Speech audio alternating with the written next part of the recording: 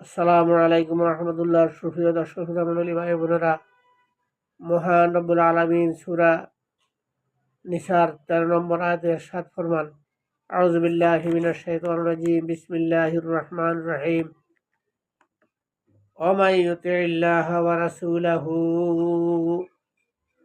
ইউদখিলহু জান্নাতিন তাজরি মিন তাহতিহাল আনহারু খালিদিনা ফিহা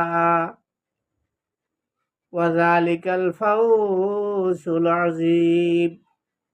অর্থাৎ, যে ব্যক্তি আল্লাহ এবং তার রাসূলের আনুগত্য করবে, আল্লাহ তাকে এমন জান্নাতে দাখিল করাবেন যার নিম্নদেশ হতে ঝর্ণা দ্বারা প্রবাহিত হতে থাকবে এবং তারা অনন্তকাল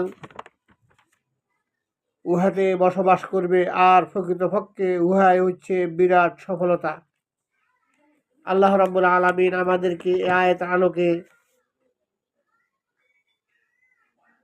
জীবন যাপন করার এবং আল্লাহ এবং রাসূলের পূর্ণ আনুগত্য করার, প্রতিটি সেক্টরে, প্রতিটি বিভাগে,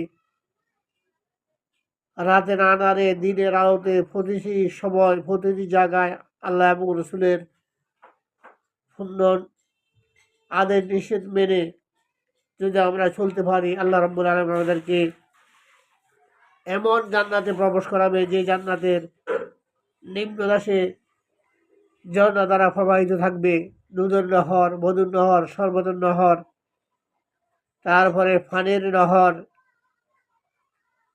মদের নহর, এভাবে অনেকগুলা ঝর্ণা দ্বারা প্রবাহিত থাকবে। কোটি কোটি কোটি কোটি কোটি ফেয়ালা থাকবে, যার ইচ্ছা মতে সেই প্রাণ করবে। আল্লাহ আমাদেরকে